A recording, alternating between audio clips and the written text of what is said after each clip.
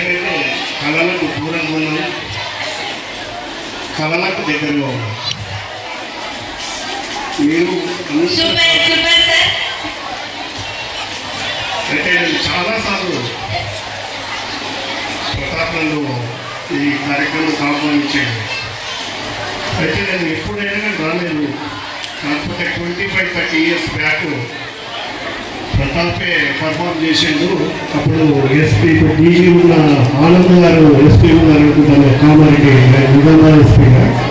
అప్పుడు 30 సంవత్సరాల క్రితమైన నృత్యం చూసిందని, ఆ తర్వాత 30 సంవత్సరాల తర్వాత నేను ఇక్కడికే వస్తున్నాను. చాలా అద్భుతంగా అనిపించింది. అంటే కన్యాకుమారి నుంచి కాశ్మీర్ దాకా చూపించాడు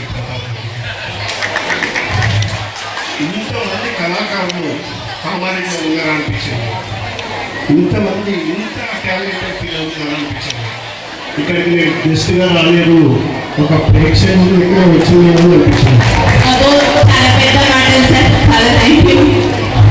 నిజంగా ప్రతాప్ ఎప్పుడు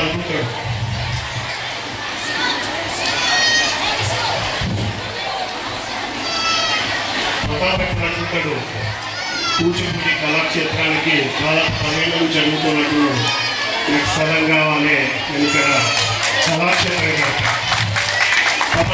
నా దగ్గర కూడా తను దాదాపు 7 ఏళ్ళ నుంచి చెప్తా ఉన్నాను.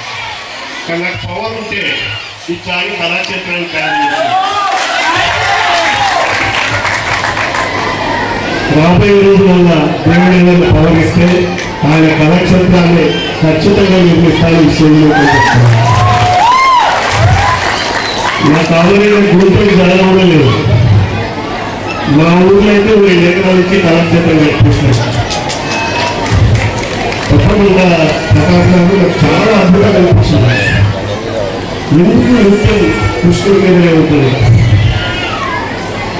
ఎందుకు కృష్ణుడికి తెలియదు అనిపించింది. అంత అంటే అద్భుతంగా, అంత సంతోషంగా, అంత బ్యూటిఫుల్ అనిపించింది. నృత్యాలు చేస్తుంటారు ఆ ఆదిశక్తుల రాక్షసులు సంబంధించేది చూస్తే నిజంగా ఇంద్రయ్య చెప్పినట్టు రూపానికి వచ్చినాయి. నిజంగా ఆదిశక్తులు వచ్చి ఈ దేశంలో కూడా అవినీతిని సంపేస్తే వచ్చి కనిపించారు.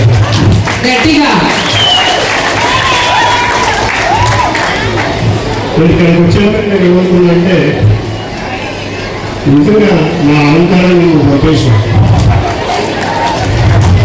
ఎందుకంటే ప్రతాపే హ్యాండ్ చేపిస్తున్నాడు పిల్లలతో, నేను పోయేది అనుకుంటే ఇక నిజంగా వచ్చినాక చూసుకున్నాక ప్రతి సంవత్సరం రావాలనిపిస్తుంది.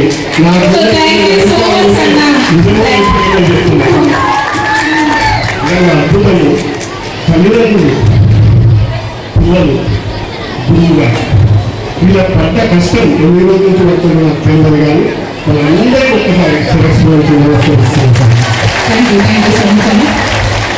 నాకు నిజంగానే నేను అయ్యదొచ్చిన నిజంగా ప్రతాప్ మీ కోరిక తీర్చడానికి మాత్రం ఖచ్చితంగా ప్రయత్నిస్తాను.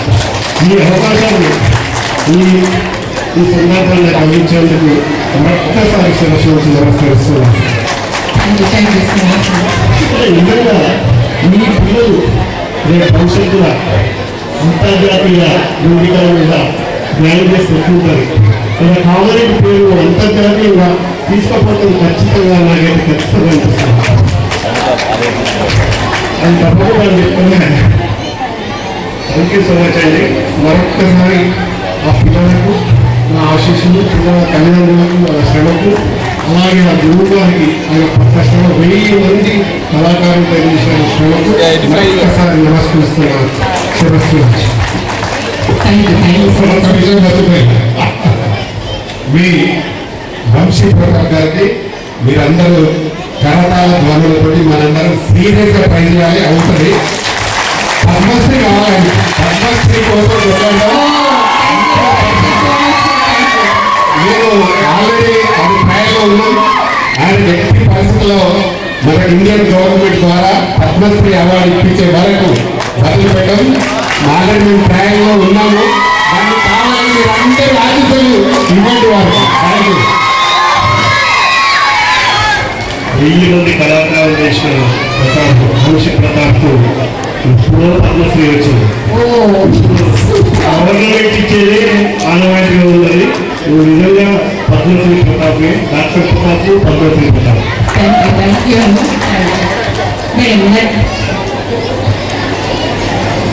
అన్న మీ పలుకులలో మీ ఆంతర్యం తెలిసింది.